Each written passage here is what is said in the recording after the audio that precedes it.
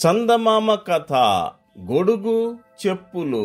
పూర్వం జమదగ్ని అని ఒక మహా ఋషి ఉండేవాడు. తక్కిన ఋషుల్లాగా ఆయన తపస్యాలు మాత్రమే కాదు, విలువిద్యలో గొప్ప నేర్పరి. ఆయన భార్య పేరు రేణుక. జమదగ్నికి ఒక సరదా ఉండేది. తన ఆశ్రమానికి దగ్గరగా ఉన్న ఒక పెద్ద మైదానంలో ప్రతిరోజు కూర్చొని అంబుల పొద నుంచి బాణాలు తీసి వదలటం. ఆయన విడిచిన బాణాలను రేణుక తెచ్చి అందిస్తూ ఉండడం. ఒకనాడు జమదగ్ని మామూలుగా బాణాలు వదులుతూ ఉన్నాడు. వాటిని తీసుకురావడానికి రేణుక వెళ్ళింది. కాని జామున్నర పొద్దెక్కినా తిరిగి రానేలేదు. ఎంతసేపు కనిపెట్టుకుని ఉన్నా తన ప్రియమైన రేణుక రాకపోయేసరికి జమదగ్నికి మనస్సులో ఆత్రం కలిగింది.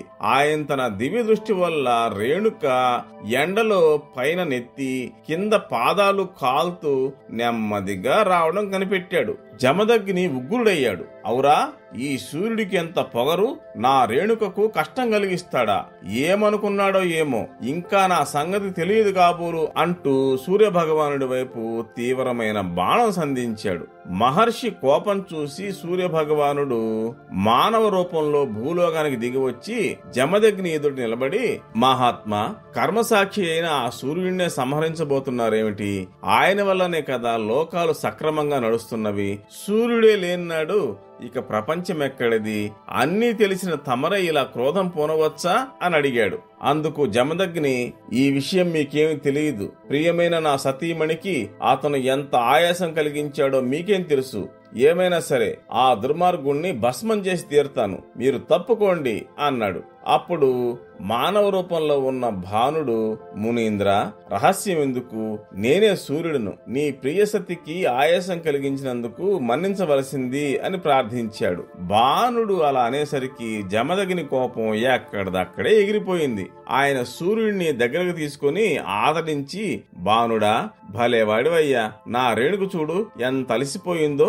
ఆమె శిరస్సు ఉడికిపోయింది, పాదాలు బొబ్బలెక్కినాయి, శరీరమంతా కమిలిపోయింది. ఆమె తాళలేనంత ఎండ కాయించావు కదా, మరి ఎవరికి కోపం రాదు నువ్వే చెప్పు అని మందలించాడు.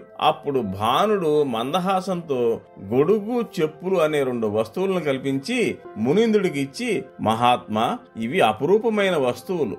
ఇప్పటి వరకు 3 లోకాల్లో కూడా ఇవి లేవు. తల్లి అయినటువంటి రేణుకాదేవి కోసం వీటిని సృష్టించాను. ఈ చెప్పులు తొడుక్కున్నట్టయితే పాదాలకు నా వేడి తాకదు. తలపైన ఈ గొడుగు వేసుకున్నట్టయితే వంటికి నా కిరణాలు తగలవు. వీటిని ఉపయోగిస్తే నా వేడి వల్ల బాధ కలగదు అని చెప్పి వెళ్లిపోయాడు. అది మొదలు భూలోకంలో గొడుగు చెప్పులు వాడుకుంటూ మానవులు ఎండబాధ లేకుండా సుఖంగా ఉంటున్నారు.